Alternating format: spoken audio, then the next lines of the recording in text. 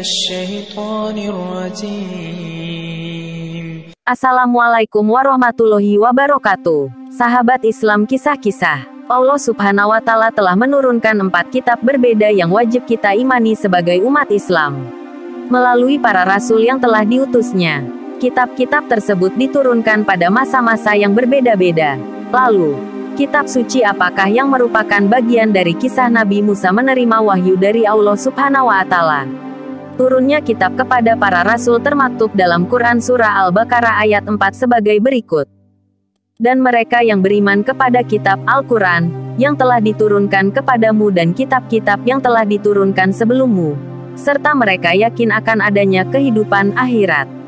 Quran Surah Al-Baqarah ayat 4. Kitab-kitab yang dimaksud dalam ayat tersebut diantaranya adalah kitab Taurat, Zabur, Injil, dan Al-Quran. Taurat telah diwahyukan kepada Nabi Musa pada abad ke-12 sebelum Masehi. Berikut adalah kisah turunnya kitab Taurat yang merupakan kisah Nabi Musa menerima wahyu dari Allah Subhanahu wa Ta'ala. Dilansir dari buku belajar Akidah Akhlak karya Muhammad Asroruddin Al-Jumhuri. Dikisahkan, saat itu Nabi Musa mendapatkan wahyu dari Allah dengan izin dan pertolongan dari Allah saat berhasil selamat dari kejaran Raja Firaun. Nabi Musa berusaha melarikan diri ke negeri Madian. Di negeri itu, Nabi Musa bertemu dengan Nabi Syuaib yang kemudian menjadi mertuanya. Setelah cukup lama bermukim di Madian, Nabi Musa meminta izin kepada Nabi Syuaib untuk kembali ke Mesir mengunjungi orang tuanya. Saat masih berada di tengah perjalanan di atas bukit yang bernama Bukit Tua, Bukit Tursina, Nabi Musa melihat api. Beliau pun mendatangi api tersebut dan melihat sebuah sinar yang sangat terang.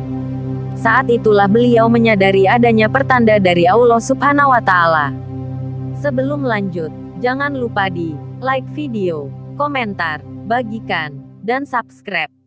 Sahabat Islam, kisah-kisah. Pertanda bahwa Nabi Musa menerima wahyu pertama dan diangkat menjadi rasul. Menurut buku pendidikan agama Islam, Akidah Akhlak karya Derhamasan AF, MPD.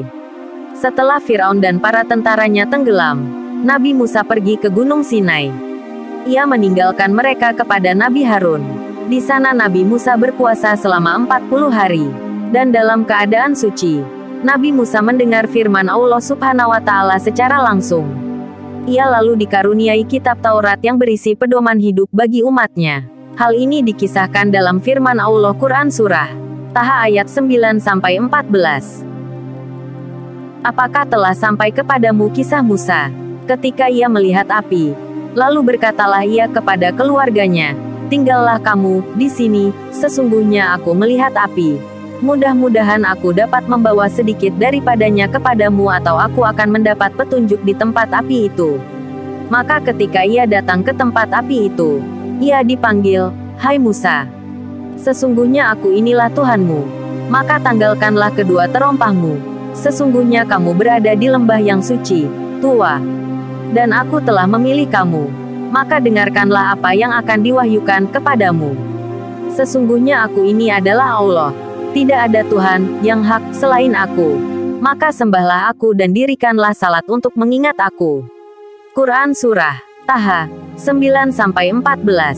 Kitab Taurat ini diturunkan oleh Allah Subhanahu wa Ta'ala untuk digunakan Nabi Musa dalam berdakwah kepada Bani Israel agar mereka senantiasa berada di jalan kebenaran.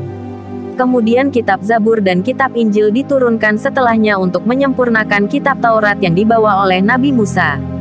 Sementara itu, untuk kitab yang terakhir diturunkan adalah Al-Quran kepada Nabi Muhammad SAW. Al-Quran diturunkan dengan bahasa Arab untuk semua kalangan, bukan hanya umat tertentu. Keberadaan Al-Quran inilah sebagai penyempurna bagi kitab-kitab terdahulu. Oleh karena itu, dapat disimpulkan bahwa kitab suci yang pertama kali diturunkan Allah kepada manusia sebagai pedoman hidup pada zamannya adalah kitab Taurat melalui Nabi Musa. Sekian dulu untuk video kali ini. Sampai jumpa di video berikutnya. Wassalamualaikum warahmatullahi wabarakatuh.